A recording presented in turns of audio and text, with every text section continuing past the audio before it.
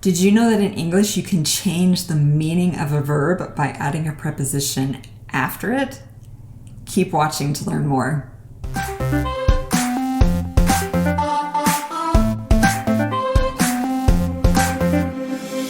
Hi everyone, I'm Carly.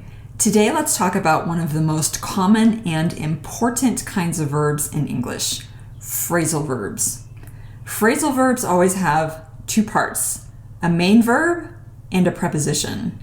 When I change the preposition after the main verb, I create a new verb with a completely new meaning. So let's look at how this works.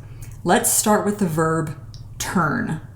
For example, I'm driving and I turn left at the intersection. Turn. I'm just using the verb. How does the meaning change when I add on after turn? So now my verb is turn on. For example, the room is dark, I need to turn on the light. What happens when I change the preposition to off? Now my verb is turn off. For example, I'm leaving the room, I need to turn off the light. You probably already know these verbs and use them regularly, but did you realize that they were phrasal verbs? Again, they're phrasal verbs because there's a main verb and a preposition. Let's look at some other phrasal verbs with turn. Turn around. The girl turned around to talk to her friend. Turn around. Turn down. It is so hot. Turn down the temperature. Another example with this verb. Her friends wanted her to drink beer, but she turned it down. So in this example, do her friends want her to drink beer? Yes. Does she want to? No. So she refuses their offer. She turns it down. To turn down. So turn down has two meanings. Let's look at another example. Turn up. Turn up. It's freezing. Turn up the heat. Another example. I can't find my keys anywhere. I hope they turn up. In this example, do I know where my keys are? No. Do I want to find them? Yes.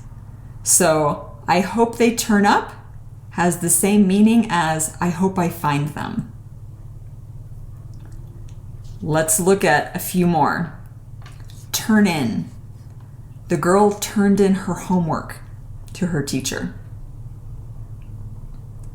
Does the girl give her homework to her teacher after she finishes it? Yes. The last phrasal verb, turn out.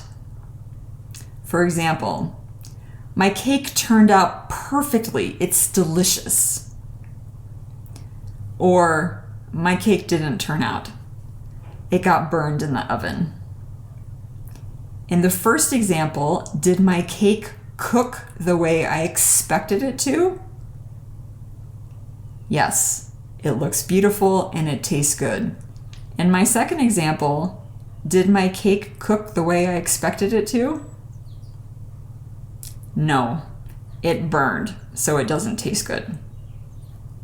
So here's a quick review of all of these verbs that we talked about today. As you can see, there are several phrasal verbs that use turn, and some of these phrasal verbs have more than one meaning.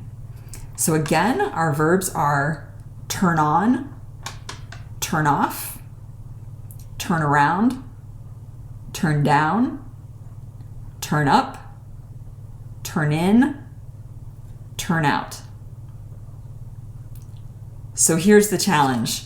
Choose two new verbs that you aren't using right now and start practice using them.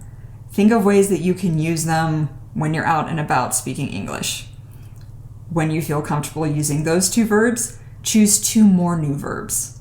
This is how you improve your English vocabulary and start to be and it starts to become easier to express yourself. So keep trying. You can do it. Thanks so much for watching. We'll see you all next week.